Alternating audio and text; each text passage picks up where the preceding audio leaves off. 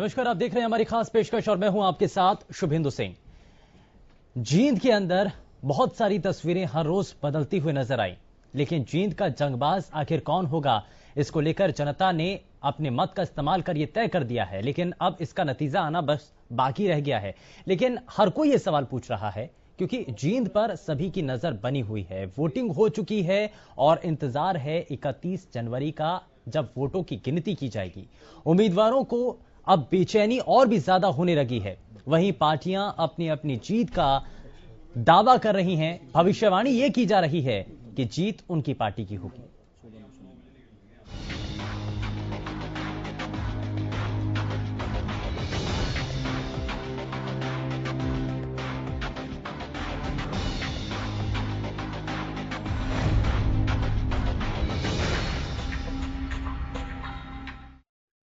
और जींद को जीतने के लिए खूब जोर लगाया जा रहा है, जंग की जा रही है। महारथी मैदान में उतरे और सभी ने पूरा दमखम दिखाया।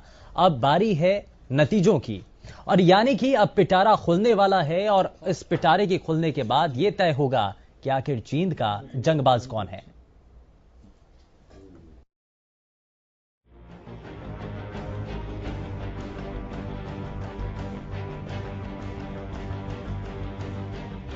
जींद उपचुनाव में जीत के दावे सभी पार्टियां कर रही हैं। उम्मीदवारों की किस्मत ईवीएम में बंद हो चुकी है और इंतजार है अब पिटारा खुलने का। 31 जनवरी को जब चुनाव का रिजल्ट आएगा तो सब कुछ साफ हो जाएगा।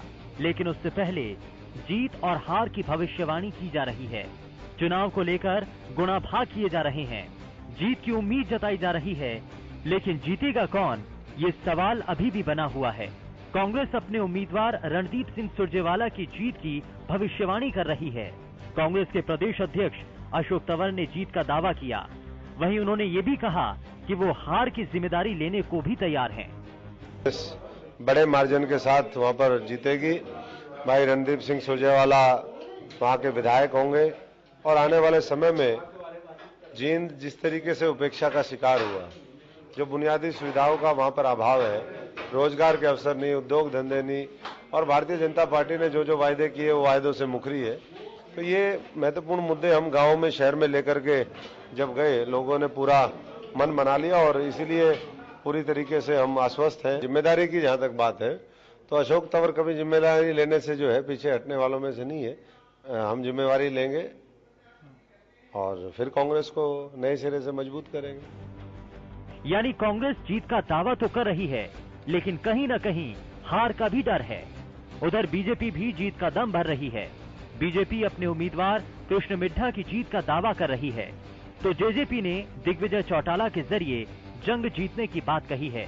यानी दावे तो खूब हो रहे हैं, लेकिन राजनीतिक पंडित भी जींद को लेकर आंकलन कर रहे हैं। बीजेपी शहरी क्षेत्रों में मजबूत है, तो इनेलो का ग्रामीण इलाकों में अच्छा खासा प्रभाव है। वहीं जेजेपी को युवाओं का खूब सपोर्ट मिला, तो वहीं कांग्रेस को अपने कोर वोट का सहारा है। ये आकलन कितना कारगर साबित होगा, ये तो मतगणना के बाद ही साफ हो पाएगा। जीत हार के साइड इफेक्ट अभी से दिखने लगे हैं। अशोक तंवर के बयान से एक बात तो साफ है कि जींद उपचुनाव में जिस भी पार्टी को जीत मिलेगी, उसका विश्वास आगामी चुनाव के लिए काफी बढ़ जाएगा, क्योंकि जीत हार पर काफी कुछ टिका है। सरकार को अपनी साख बचानी है और कांग्रेस अपनी वापसी का रास्ता तलाश रही है। इनेलो टूट के बाद पैर जमाने की कोशिश में है, तो वहीं जेजेपी को हरियाणा की राजनीति में अपने आप को साबित करना है। इसके अलावा बीजेपी के बागी सांसद राजकुमार सैनी को इस चुनाव से ये पता चल जाएगा कि वो बीजेपी को कितना नुकसान पहुंचा सकते हैं। लेकिन इंतजार 31 जनवरी तक का है, तब सारे समीकरण साफ हो जाएंगे। Bureau report, Haryana news.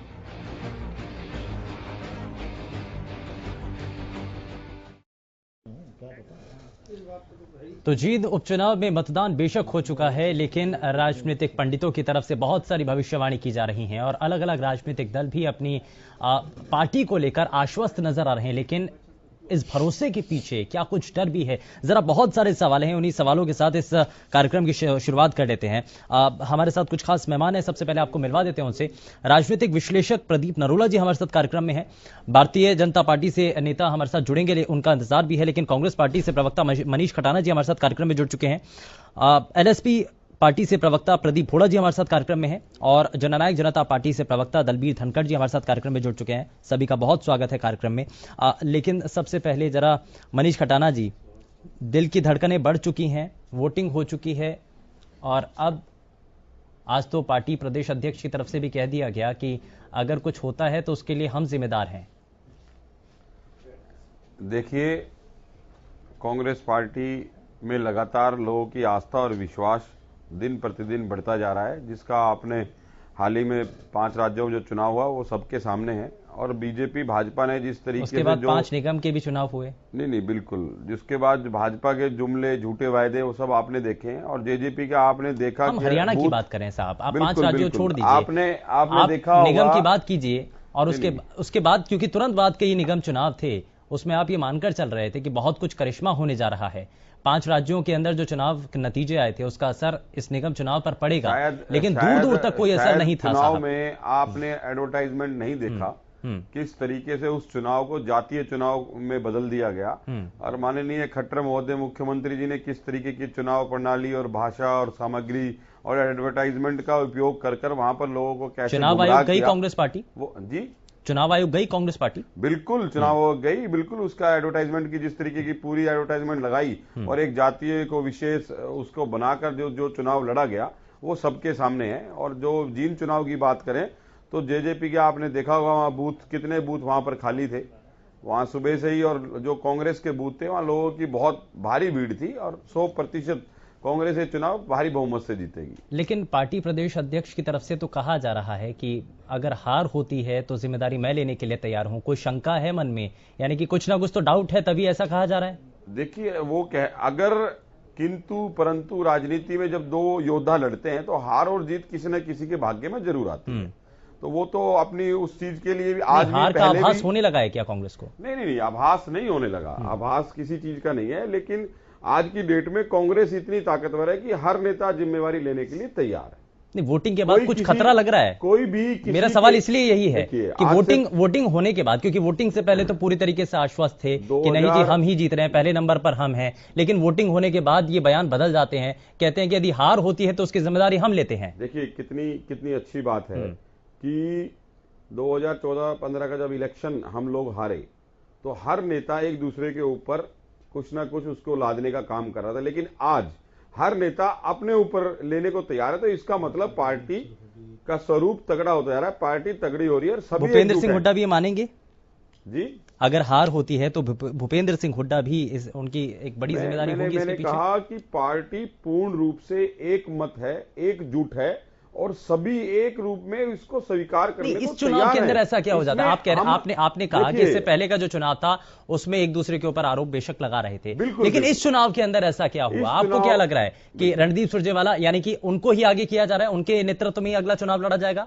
देखिए, हमारी पार्टी की इसका मतलब तो यही है, हमारी पार्टी राष्ट्रीय पार्टी है, ये कोई प्रदेश की राज्य की पार्टी नहीं है। राष्ट्रीय पार्टी में जो फैसले होते हैं वो राष्ट्रीय अध्यक्ष लिया करते हैं।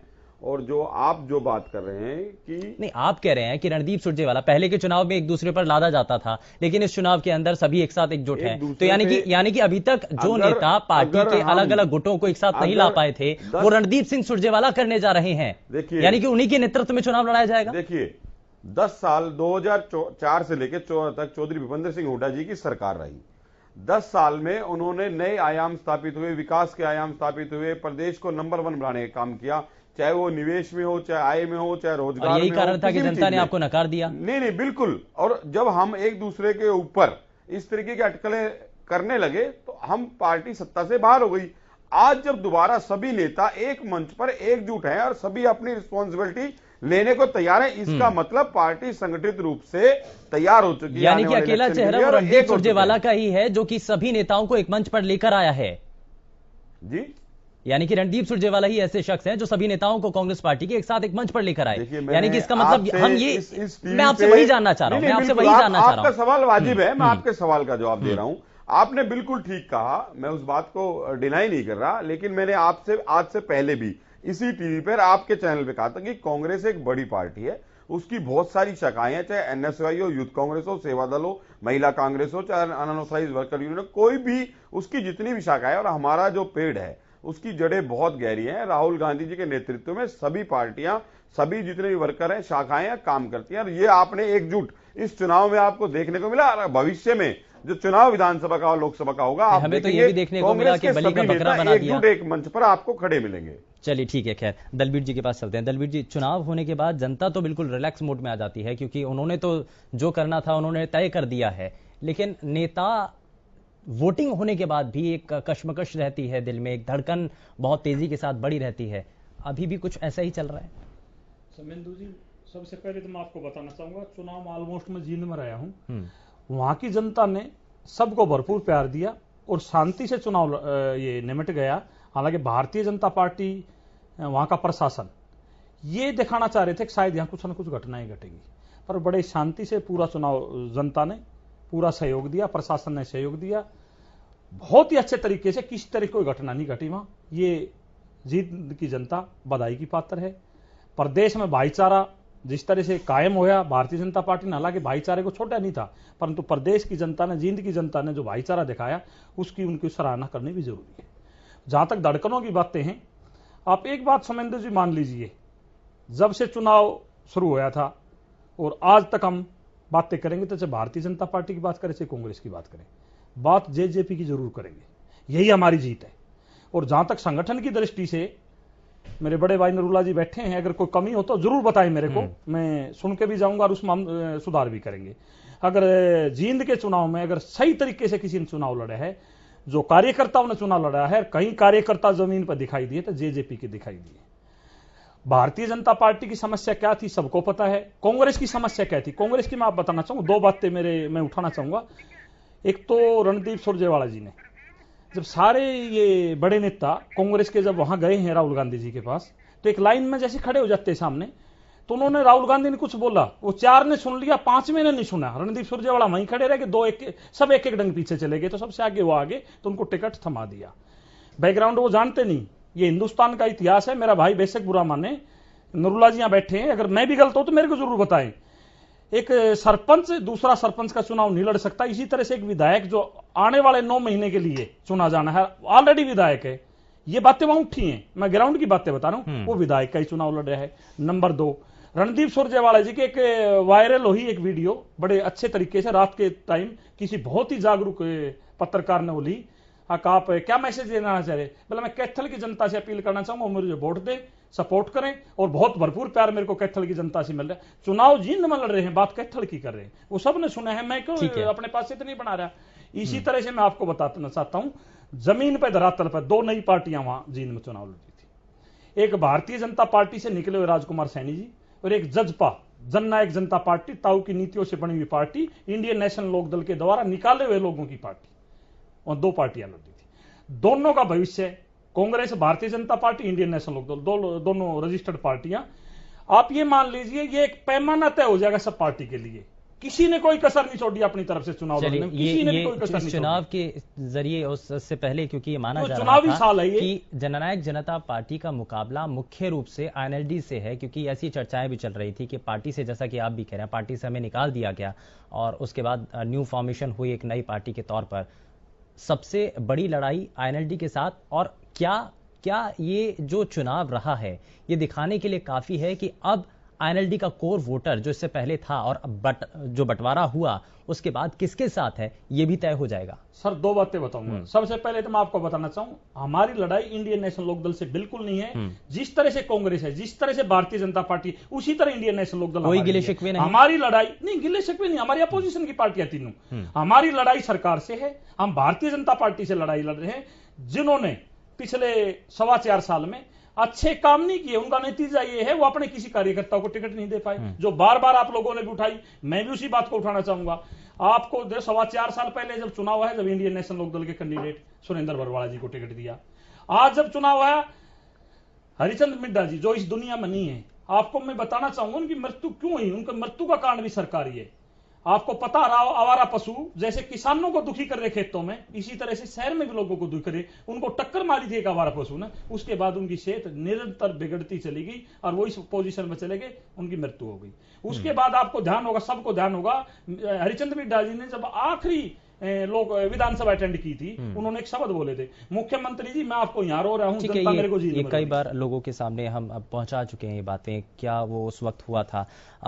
जरा प्रदीप भोड़ा जी को भी शामिल कर लेते हैं। प्रदीप जी, आपकी पार्टी न्यू फॉर्मेशन के साथ, लेकिन आप तो ये मानकर चल रहे थे कि बहुत ज्यादा, और आपकी जो प्रत्याशी हैं वो जमीन के ऊपर बहुत तेजी के साथ काम करेंगे, और जातीय समीकरण आप जिस तरीके से मानकर चल रहे थे, सबसे पहले आपने कैंडिडेट उतारा, उसका बेनिफिट आपको लग रहा है कि इस चुनाव के अंदर आपको मिला है? देखिए शुभेंदु जी, चुनाव संपन्न हुए, जिस दिन चुनाव की घोषणा हुई उस दिन से लेकर और परसों तक सभी पार्टियों ने अपनी अपनी जितनी मेहनत करनी थी और जितनी ताकत लगानी थी, सभी ने अपनी अपनी ताकत लगाई, इसमें कोई दो राय नहीं है।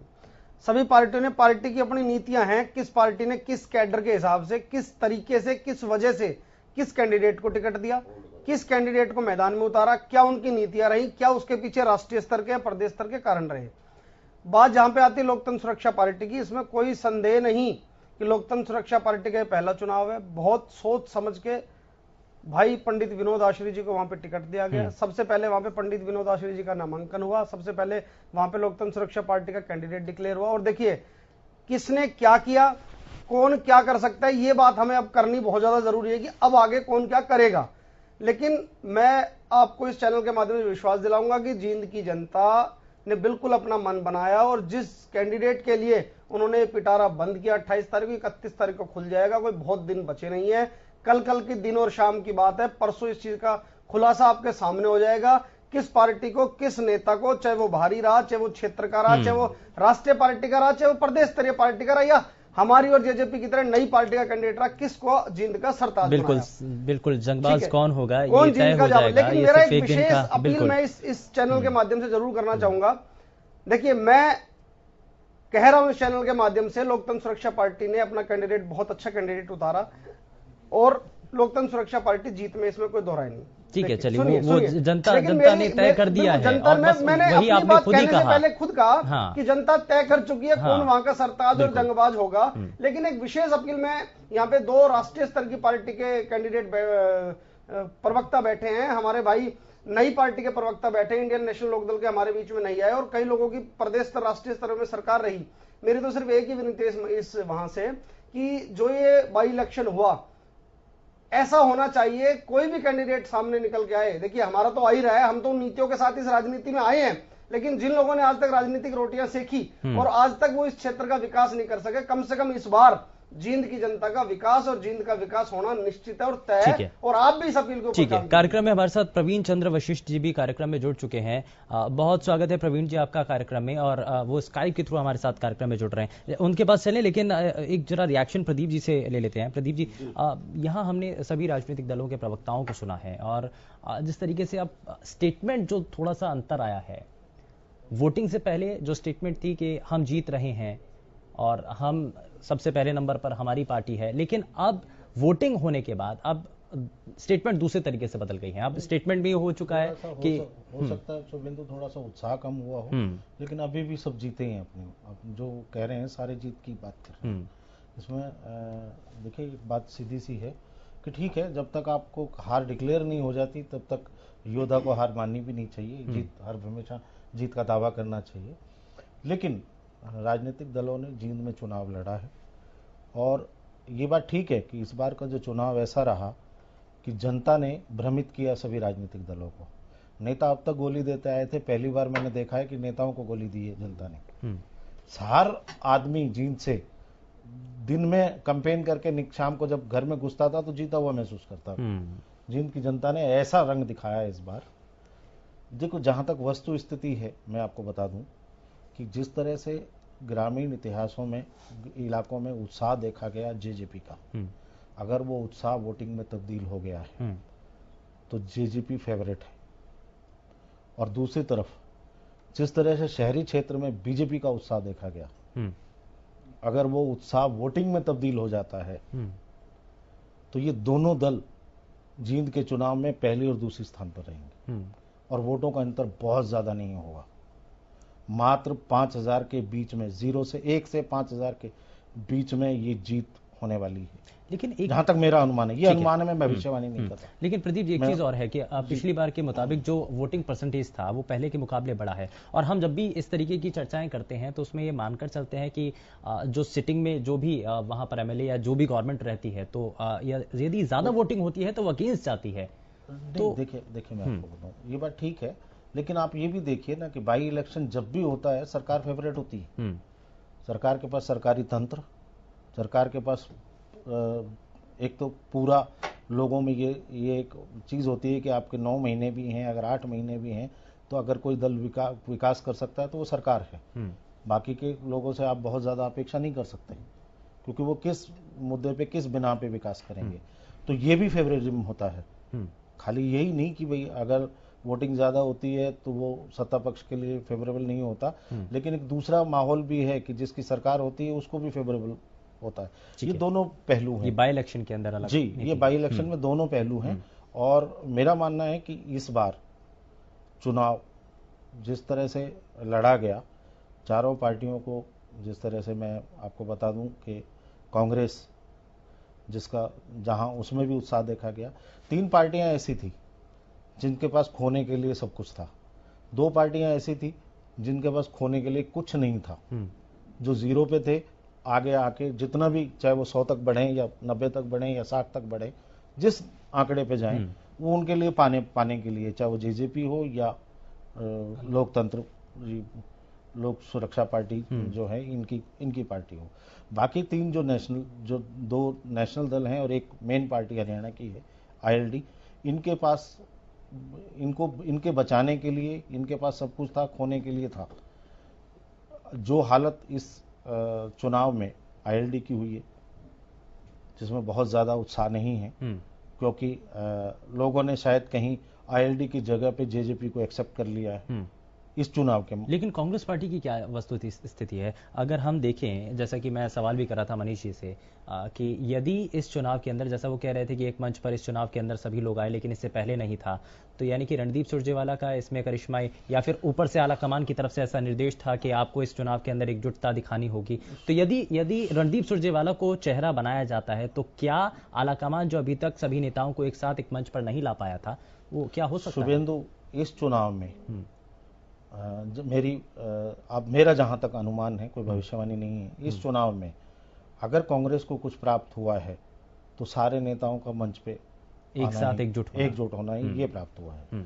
मुझे नहीं लगता कि कांग्रेस इस वक्त त्रिकोणीय दौड़ में है, ऐसा कुछ नहीं लग रहा। ठीक है, फाइट हुई, बहुत अच्छी हुई, उन्होंने दमखम से चुनाव लड़ा, कैंडिडेट भी उन्होंने अपने एक मतलब राष्ट्रीय स्तर के कैंडिडेट को, राष्ट्रीय प्रवक्ता को उतारा, और शायद ये मुझे लगता है कि बाद में मंथन करना पड़ेगा कि कहीं ये तो चूक नहीं हो गई कि आपने राष्ट्रीय स्तर के नेता को उतार दिया। बिल्कुल बिल्कुल। मनीष जी, अभी तक तो क्योंकि भूपेंद्र सिंह हुड्डा, अशोक तंवर, ये 2 नाम ज्यादा चर्चाओं में रहते थे, हालांकि बहुत सारे और भी नाम हैं, लेकिन अब रणदीप सुरजेवाला सीधे तौर पर मेन स्ट्रीम में आकर अब सामने हैं, और मेरा वही सवाल था कि क्या अब वो आगे चेहरा हो रहे हैं?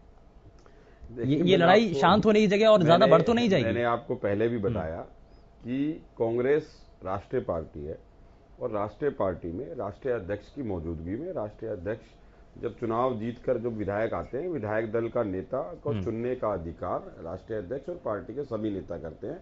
तो ये तो भविष्य के गर्भ में है, और आने वाला चुनाव हम चौधरी भूपेंद्र सिंह हुड्डा जी के नेतृत्व में लड़ेंगे, क्योंकि 10 साल में जो 36 बिरादरी को एक साथ लेकर जो विकास जो उन्होंने किया है, जो विकास के आयाम स्थापित हुए हैं, उसी मुद्दे को लेकर आज हरियाणा की जनता चौधरी भूपेंद्र सिंह हुड्डा को याद करती है, उनके किए हुए कार्य को याद करती है। ठीक है। आपके एक छोटी सी एक बात आपको कहना चाहूंगा, भाजपा सरकार का 4.5 साल से ज्यादा का समय बीत चुका है। ऐसा कभी 70 साल का ये नारा देते हैं, 70 साल में ये हुआ, क्या ऐसा कभी 70 साल में हुआ कि 4 साल के अंदर हरियाणा को 4 बार जलाने का काम हुआ? क्या ऐसा किसी सरकार में हुआ?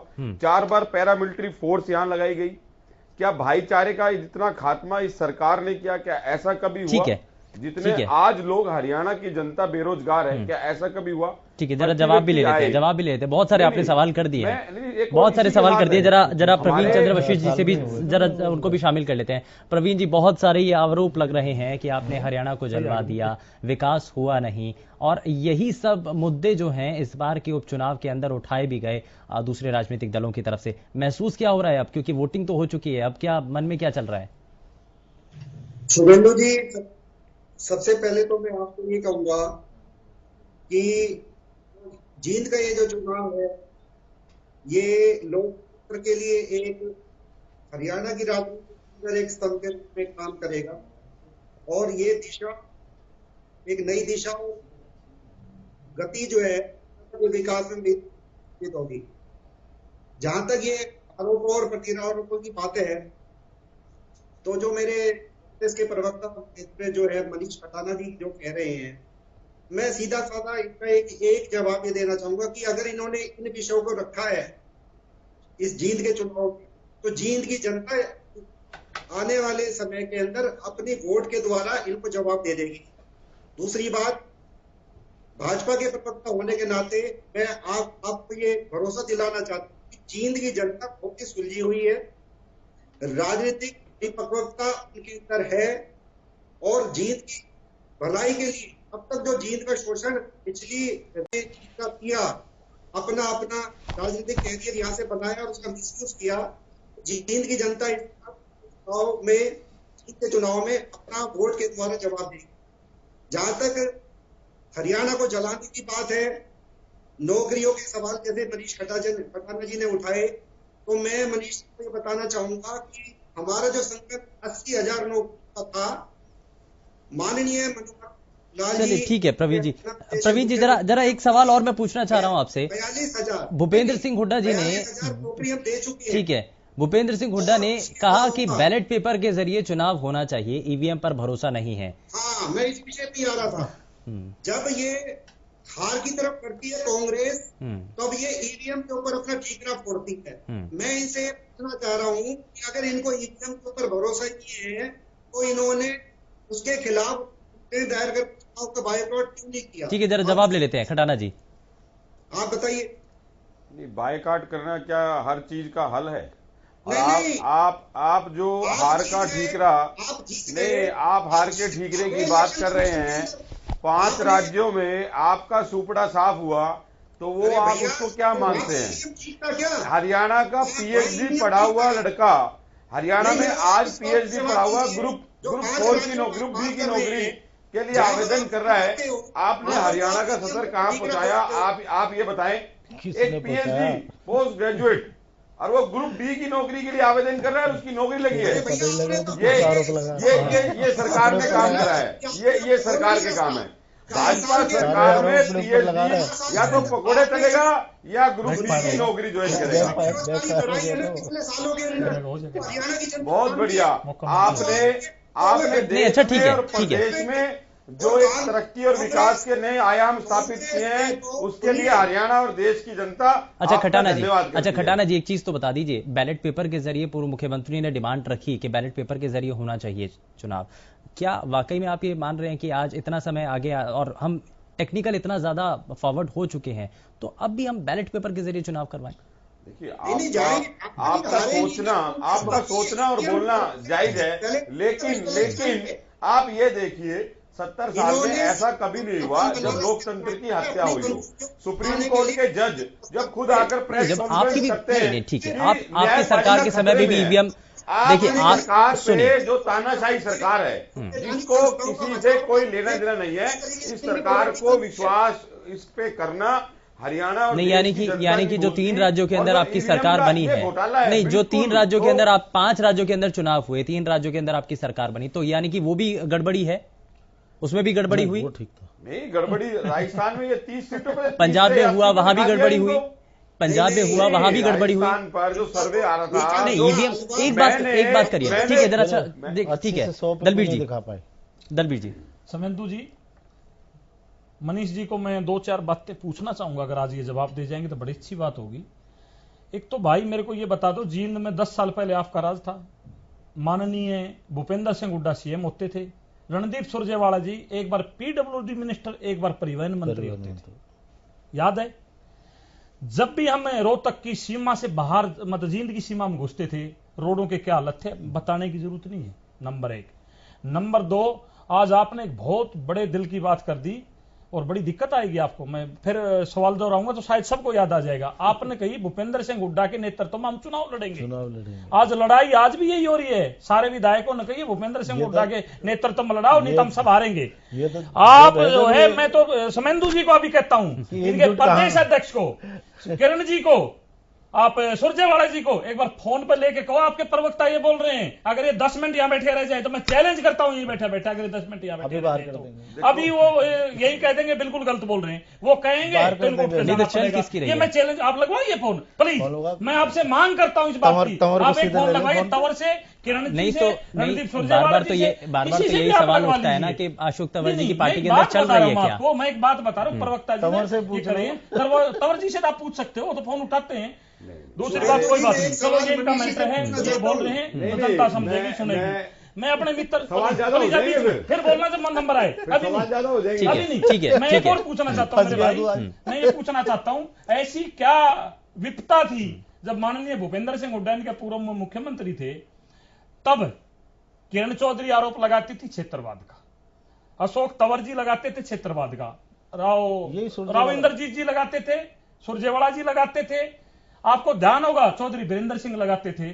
आप उनकी बड़ाई कर रहे हो। आज जो जींद के हालात हैं, 10 साल आपके और 4.25 साल भारतीय जनता पार्टी के। भारतीय जनता पार्टी ने पिछले 10 से 20 दिन में देखा है वहां काम करके, रोड बनाने का काम किया मिट्टी के ऊपर, जो कि इतनी ठंड में कभी रोड नहीं बनती, परंतु पिछले 10 दिन में रोड खींचने का काम इन्होंने किया है। ये जरा जींद का चक्कर लगा के आइए।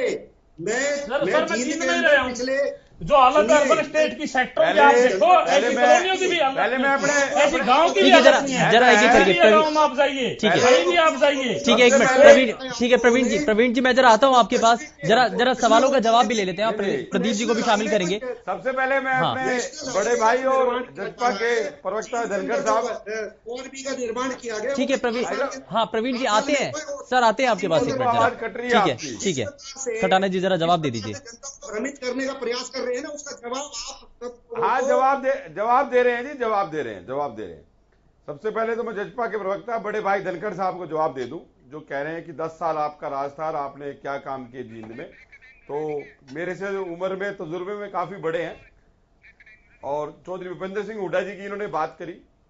4.5 साल के भाजपा के कार्यकाल में भाजपा ने जितनी घोषणाएं वहां पर करी, उस घोषणाओं के आधार पर, उस घोषणाएं में जितनी हुई उसका 12% काम भाजपा के सरकार के मुख्यमंत्री और मंत्री और विधायक वहां पर करने का काम करके आए। 12%, 188 करोड़ रुपए सिर्फ 4.5 साल में जींद में लगे।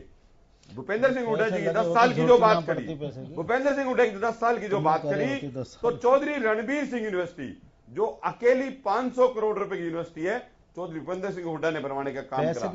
4 विद्यालय वहां पर बनवाने का काम चौधरी भूपेंद्र सिंह हुड्डा ने करा। जो बाईपास का जो काम हुआ वो चौधरी भूपेंद्र सिंह हुड्डा ने बनवाने का काम करा। हॉस्पिटल को जो बात करी, खटाना जी यदि ये सब चीजें यहाँ पर यदि आप जिन बातों को लेकर जो आप बातें कर रहे हैं, यदि अगर उस समय विकास हो जाता तो शायद आज जनता इस विकास के लिए आवाज नहीं उठाती, और हम आज ये कह नहीं रहे होते कि जींद के अंदर विकास नहीं हुआ है। नहीं, कमरे की देखी थी, एक कमरे की थी, पैसा तो इन्होंने सरकार ने रिलीज किया। रोहतक से जींद का रोड सब देख रहे हैं। जिस 500 करोड़ की बात कर रहे हैं, इस सरकार ने रिलीज किए हैं। खटाना जी कुछ कहेंगे?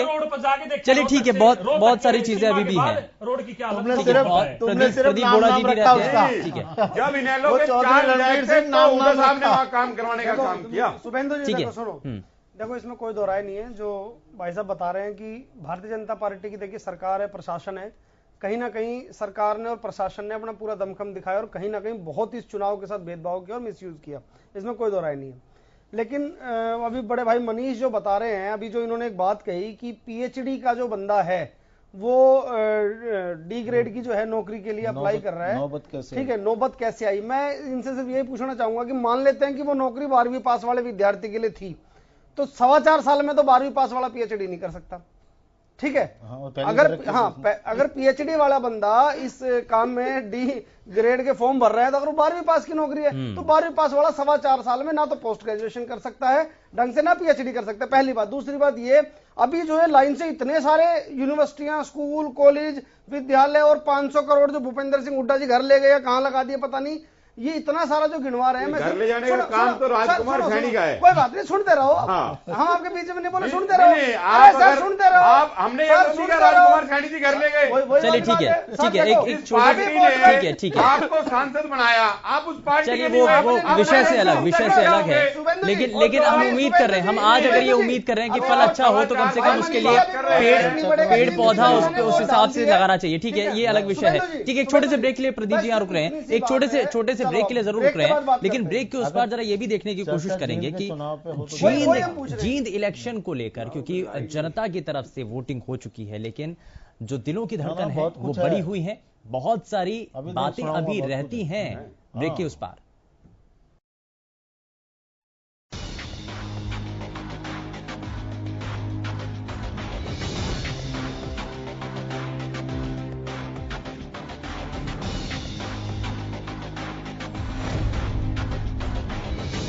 ब्रेक के बाद आप सभी का स्वागत है। चर्चा को जरा आगे बढ़ाते हैं, क्योंकि अब वोटिंग हो चुकी है, लेकिन इस वोटिंग के बाद, क्योंकि जीत और हार किसी ना किसी राजनीतिक पार्टी की जरूर होनी है, लेकिन इसका साइड इफेक्ट क्या होगा जरा वो भी समझ लेते हैं।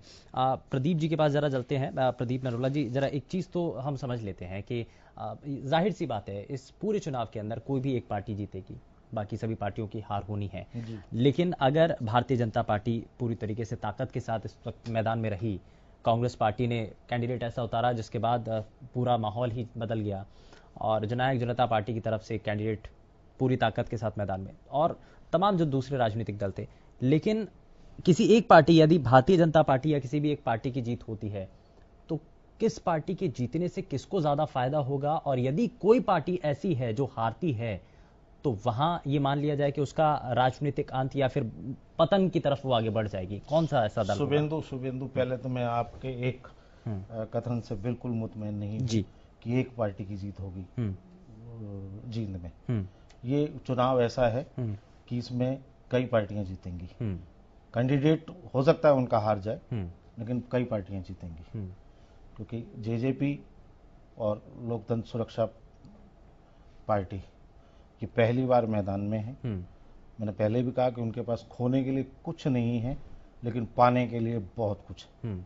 और ये दमखम जेजेपी जिस दमखम से, जिस उत्साह से युवाओं ने वहां चुनाव लड़ा है, अगर परिणाम में थोड़ा सा भी अप्रत्याशित हो गया, तो शायद ये आगाज करेंगे विधानसभा का, शायद अगर थोड़ा बहुत भी अप्रत्याशित हुआ। लेकिन अगर थोड़ा बहुत नहीं होता है तो कौन आगे? नहीं होता है तो जिस लेवल पे ये पार्टी आएगी वो दिखा देगी कि दमखम है, और ये मनोबल बढ़ेगा उनके आने वाले समय में, और लोगों में भी एक मैसेज जाएगा। ठीक है, अगर जहां तक और जिस उत्साह से जींद में जाकर राजकुमार सैनी की पार्टी ने ये चुनाव लड़ा है, विनोद आश्रय को बना के कैंडिडेट, जिस उत्साह से वो लड़ा है, मैंने पहले ही कहा कि जीत हार उनके लिए कोई मायने नहीं रखती, अब किसी भी पार्टी के लिए। लेकिन देखिए मैं आपको बताऊं, बीजेपी का अगर हार जाती है तो कोई सरकार गिरने वाली नहीं है, कांग्रेस जीत जाती है या जेजेपी जीत, कोई किसी की सरकार बनने वाली नहीं, तो वो मायने नहीं है उनके। लेकिन ये जो मनोबल वाले मायने हैं, जो 9 महीने का मनोबल, जो 9 महीने का पीरियड है आगे लोकसभा और विधानसभा चुनावों के लिए, जिस मनोबल से वो जनता में जाएंगे, जिस ताकत से वो जनता में जाएंगे, वो उसमें हेल्प करेगा उनकी। जीत हार इस जींद चुनाव में आंकड़े कोई मायने नहीं रखते, एक एमएलए किसी का बढ़ जाना या घट जाना या ना होना कोई मायने नहीं रखता। देखिए जननायक जनता पार्टी, यदि अगर ऐसा होता है कि समीकरण कुछ ऐसे बनते हैं कि वो आगे निकलती है, तो ये माना जाए कि आईएनएलडी को इससे बहुत ज्यादा नुकसान होगा, क्योंकि काफी हद तक जो नेता है आईएनएलडी को नुकसान हो चुका होगा नहीं। अगर आप राजनीतिक पंडितों की माने, राजनीतिक जानकारों की माने, तो वो नुकसान हो चुका, ये हो चुका, और हम बार बार कहते रहे, मानते नहीं थे, वो मानते नहीं थे। अभी हम प्रवक्ताओं से जब बात करते थे कि इस टूट का क्या असर पड़ेगा, तो कहते कोई असर नहीं पड़ेगा। अब वो मानना पड़ेगा, क्योंकि रिजल्ट आया उनके सामने। अब रिजल्ट भी ऐसा आया है कि जहां 2 बार से उनका कैंडिडेट, उनका विधायक था जिस सीट पे, और उस सीट पे अगर वो तीसरे या चौथे नंबर की लड़ाई लड़ते हैं, या 5वें नंबर की लड़ाई लड़ते हैं, तो ये उनके लिए बहुत बड़ी हार है।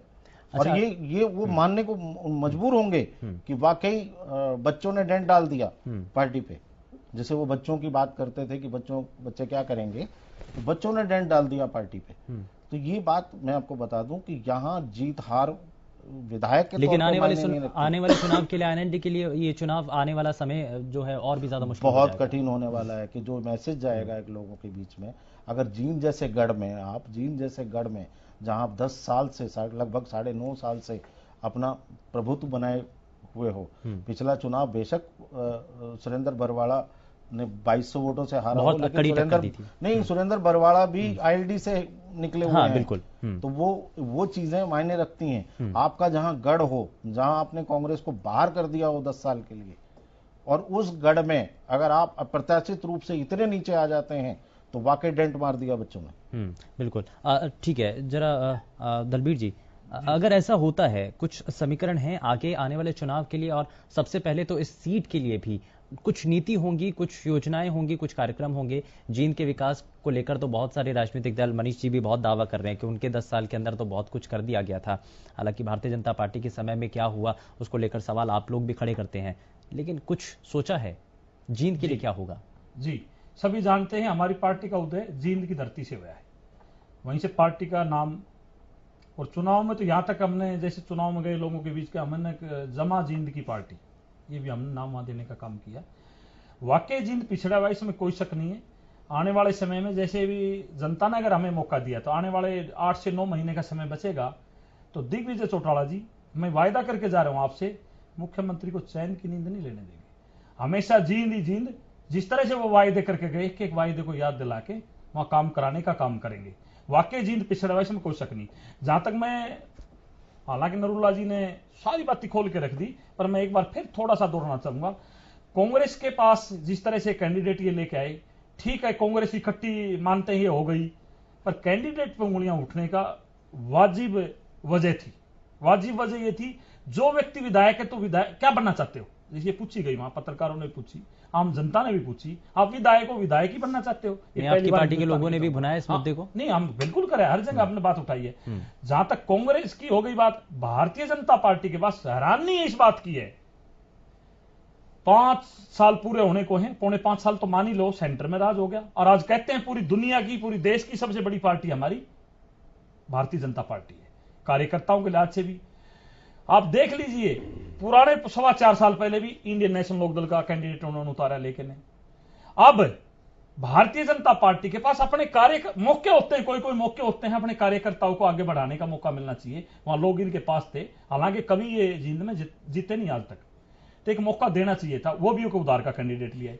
जहां तक इंडियन नेशनल लोकदल की बात करें, इंडियन नेशनल लोकदल की हालत यह हो गई थी, एक इंडिपेंडेंट ने चुनाव का अप्लाई कर दिया था, अगले दिन उनको कैंडिडेट नहीं मिला, फिर उसी कैंडिडेट को अपना कैंडिडेट बनाने का काम किया। मैं फिर कहता हूं, नरूला जी ने बहुत अच्छी बात कही है, 2 पार्टियां वहां कुछ ना कुछ पाने जा रही है, जो दोनों नहीं है। दोनों कर क्या रही हैं? एक भारतीय जनता पार्टी से निकली हुई पार्टी है, एक इंडियन नेशनल लोकदल से निकली हुई है। दोनों पार्टियों को हाशिए पे पहुंचा देंगी, ये इन्हें सोचना पड़ेगा, हमने इन लोगों के साथ ऐसा क्या किया, ऐसा क्यों किया, जो हमने जैसे हमारी पार्टी के हमारे नेताओं को क्या किया, पार्टी से निकाल दिया। हमारे डॉक्टर अजय सिंह चौटाला को, जो 40 साल की तपस्या थी, अब कैसी कैसी बातें करें, अगर छुरा गोपने की बातें हम करें, मन में मलाल है, दिल में आज भी दर्द है। नहीं, क्यों नहीं दर्द होगा, पर देश की जनता ने, अब जिंदगी, मैंने इसलिए आपसे शुरुआत में सवाल पूछा था कि आपके मन में कुछ ऐसा तो होगा ना कि आईएनएलडी को सबसे पहले कम से कम ये तो दिखाना है कि आपसे अलग होकर हमने ये साबित करके दिखा दिया कि हमसे ही आप हैं। सर, जब तक जनता का साथ, भगवान का साथ नहीं होगा, व्यक्ति कोई कुछ नहीं कर सकता, कोई भी हो, मैं कोई हूं। अब प्रदेश की और जींद की जनता इस बाई इलेक्शन में जरूर दिखा देगी हम कहां हैं और वो कहां हैं, वो सबके सामने रिजल्ट। आईना दिखाने की तैयारी तो होगी ना, ये आप चाहते तो होंगे ना मन से। मैंने बताया ना, हमने चुनाव बड़ी ही ताकत से सब कार्यकर्ताओं ने, अगर जमीन पे, अगर वहां के पत्रकार बंधु आपके गए हैं, आपने तो सारा वहां देखा है, जींद के बारे में बहुत बड़ी बड़ी रिपोर्ट आपकी है, एग्जिट पोल 2 बार करने का काम किया, सुपर सर्वे 2 बार, हाँ 2 बार एग्जिट पोल काम किया, एक बार हमें जिताया हुआ दिखाया, हम हार से भी नहीं घबराए, आपने देखा, हमने उसको मंजूर किया, और हमने मेहनत और ज्यादा की पिछले 3 दिन में, मैंने क्योंकि जींद के अंदर हर रोज समीकरण काटने की कोशिश, बिल्कुल हर रोज समीकरण बदले हैं, और जींद के अंदर ऐसा कोई दिन नहीं गया जब अलग तरीके से एक अलग जो उसका अंक थे वो सामने आते थे। लेकिन प्रदीप जी, आपकी बात पहले भी अधूरी रह गई थी, लेकिन हम यहाँ पर एक चीज को और शामिल करना चाहेंगे कि इस चुनाव के अंदर, उपचुनाव के अंदर, दो नई पार्टियों का उदय होना, सामने आना, और उसके बाद ये सबसे बड़ी चुनौती अब आने वाले 2019 के चुनावों को लेकर आपके सामने भी है कि यहां से कुछ करके दिखाया तो आने वाले चुनावों के लिए आपके सामने एक टारगेट रहेगा। देखिए, ये तो बिल्कुल स्पष्ट है, अगर जींद की जनता ने मौका दिया और 31 तारीख को जैसे कि जींद की जनता ने मौका दिया है कि पंडित विनोद आश्री जी विधायक के तौर पे जींद के सामने आएंगे, तो ये बिल्कुल स्पष्ट है। देखिए, अभी पार्टी का पहला चुनाव है, सिर्फ 9 महीने के लिए विधानसभा के अंदर लोकतंत्र सुरक्षा पार्टी का विधायक जो पंडित विनोद आश्री है वो मान लो जीत के सामने आए, तो इसमें कोई दोहराई नहीं है कि पार्टी को इन 9 महीनों के अंदर बहुत कठिन परीक्षा और पूरे के पूरी 90 विधानसभाओं के लिए एक मेमोरेंडम तैयार करना पड़ेगा, और जो कि काम उसके ऊपर हमारी राष्ट्रीय टीम कर रही है, हमारी एक सेंटर लेवल की टीम उस पर काम कर रही है, और वो करना पड़ेगा, तब जाके हरियाणा के अंदर क्योंकि बार बार दूसरे जो राजनीतिक दल हैं वो आपके ऊपर यही आरोप लगाते रहे हैं कि आप नॉन जाट की राजनीति करते आए हैं, ये आपके ऊपर आरोप लगते रहे हैं, तो कैसे आप संभालेंगे? क्योंकि हरियाणा के अंदर अच्छा खासा बहुमत है, अब अच्छा खासा वहां बाहुल्य रहते हैं लोग जाट समुदाय से, तो कैसे समझा पाएंगे? और बार बार कांग्रेस पार्टी तो लगातार ये दावा कर रहे हैं, मनीष जी ने इससे पहले भी आपको कहा था कि आपने हरियाणा को जलवाने का काम किया। मैं मनीष जी का भी जवाब दूंगा और आपका भी जवाब दूंगा। देखिए, आपने भी कहा कि जिस बिरादरी की आप बात कर रहे हैं कि बहुत बाहुल्य इस प्रदेश के अंदर रहती है, मैं आपके चैनल के माध्यम से ये बिल्कुल डिक्लेयर कर रहा हूं और मतलब अपनी बात बता रहा हूं, आप इसको कहीं भी चैलेंज कर लेना कि कोई भी जाति हरियाणा प्रदेश के अंदर 10% से ज्यादा नहीं है, ठीक है? उस 10% मतलब वो लोग अपने आप को 55 बताए, 65 बताए, 45 बताए, 43 बताए, उससे फर्क नहीं पड़ रहा, 10% से ज्यादा किसी भी जाति का हरियाणा प्रदेश के अंदर वर्चस्व नहीं है, पहली बात। तो आप इसी समीकरण के आधार पर आगे चल रहे हैं? सुनिए, दूसरी बात ये कि लोकतंत्र सुरक्षा पार्टी 90 की 90 विधानसभाओं के अंदर ना तो जातिगत बात लेके, सिर्फ मुद्दे लेके, देखिए अभी आपने बात की जेजेपी और एलएसपी 2 पार्टियों का यहां पे गठन हुआ, इसमें एक बड़ी स्पष्ट है, बताने की आवश्यकता नहीं है, प्रवक्ताओं की कोई मजबूरी हो सकती है, वो किस तरीके से बातों को गुमराह करे या पब्लिक के सामने दर्शाए, लेकिन इसमें कोई बड़ी स्पष्ट बात है कि लोकतंत्र सुरक्षा पार्टी मुद्दों से बनी हुई पार्टी है, और जेजेपी पार्टी का जो यहां पे निर्माण हुआ, वो जब स्थान नहीं मिला, इंडियन नेशनल लोकदल के सुप्रीमो ने वहां से निकाल दिया गया, समय समय पे उनके परिवार के सभी सदस्यों को निकाला, उसके लिए कहीं ना कहीं हीन भावना से, और मैं कहूंगा बदले की भावना से, जो कि भाई दलबीर जी ने यहां पे बताया भी कि बदले की भावना से और कहीं ना कहीं आईना दिखाने का काम करने के लिए जेजेपी पार्टी का गठन हुआ, ना कि नीतियों के साथ गठन हुआ। तीसरी बात सुनिए, लोकतंत्र सुरक्षा पार्टी का गठन नीतियों के साथ हुआ, 90 की 90 विधानसभाओं के अंदर उन नीतियों के ऊपर काम करेंगे। अच्छा, आपने बताया कि अभी मनीष जी ने बताया कि राजकुमार सैनी जी के बारे में जैसा कि बता रहे थे, मेरा तो बड़ा सिंपल सा फंडा रहा यहाँ पे, विरोधी पार्टियां आरोप प्रत्यारोप लगाती रहेंगी, लेकिन जिन नीतियों के लिए लोकतंत्र सुरक्षा पार्टी का निर्माण हुआ, जिन नीतियों के साथ हम काम कर रहे हैं, उनकी आवश्यकता इन पार्टी, जेजेपी पार्टी, आप एलएसपी पार्टी की बात कर रहे हैं, कांग्रेस जैसी पार्टियों की देन रही कि इन पार्टियों का निर्माण हुआ। अगर इस देश के अंदर सिस्टम अपाइज नहीं होता, इस देश के अंदर सिस्टम बिल्कुल लचर पचर नहीं होता, इस देश के अंदर भाईचारा, बंटवारा और एक एक बिरादरी के 5-5 मुख्यमंत्रियों ने इस प्रदेश, सुनो, इस प्रदेश का बंटाधार नहीं किया होता, तो इन पार्टियों का निर्माण करने की आवश्यकता नहीं होती। तो सबसे पहले तो आप अपने गुरबान में जाइए कि आपने इस प्रदेश को क्या सौंपा, आपने क्या दिया 10 साल में। मैं आता हूं दलबीर जी, बहुत कम समय है, बहुत जल्दी से रिएक्शन सर। मेरे भाई ने बड़ी अच्छी बात करी, बड़ा अच्छा इनका पार्टी के नाम है लोकतंत्र सुरक्षा पार्टी। पहले इन्होंने बात करी भाईचारे की, और भाईचारे के बाद ये फिर उसी पे आगे बढ़ते उन्होंने कहा कि एक ही समुदाय के, एक ही जाति के 5-5 मुख्यमंत्री। उसके बाद मैं अपनी बात भाईचारे से सीधा ये जातिवाद पर चले गए। हरियाणा को पिछले, मैंने पहले भी कहा कि 4.5 साल में 4 बार जलाने का, 4 बार पैरामिलिट्री फोर्स बुलाने का, उसका सबसे बड़ा कारण क्या था? रोजगार था, शिक्षा थी, चिकित्सा थी? नहीं, ये शब्दावली थी। इस तरीके की शब्दावली यूज कर करके हरियाणा, जो 36 बिरादरी का नारा, ये मेरा हरियाणा, उसको 35 बिरादरी में करने का काम किया। मैं इनसे एक एलएसपी के प्रवक्ता से एक सवाल पूछना चाहता हूं। ठीक है, अब तो सवाल देश की सबसे बड़ी पंचायत में राजकुमार सैनी को भाजपा ने भेजने का काम किया, तो हमारे भाजपा के प्रवक्ता, आपके एलएसपी के प्रवक्ता ये बता दें कि 4.5 साल में उन्होंने अपने पार्लियामेंट्री में कितने विकास के कार्य करे। ठीक है, वो अलग विषय है, अलग विषय है। और आज ठीक है, खटाना जी उतना समय नहीं है, उतना समय नहीं है। और आज विषय भी जींद को लेकर ही है, आज राजकुमार सैनी को लेकर विषय नहीं है। ठीक है, ठीक है, सभी समय ज्यादा इजाजत नहीं देता। बहुत शुक्रिया सभी खास मेहमानों का कार्यक्रम में जुड़ने के लिए। माफी के साथ सभी को रोकना चाहूंगा, लेकिन बहुत ये खास है क्योंकि अब बेहद दिलचस्प हो चला है। बेशक वोट हो चुकी है, लेकिन 31 तारीख का इंतजार है जब जनता ने जो तय किया है वो सभी के सामने आएगा और ये पता लग जाएगा कि आखिर जींद की सत्ता पर कौन सा राजनीतिक दल, कौन सा चेहरा काबिज होने जा रहा है। पेशकश में फिलहाल बस इतना ही। नमस्कार।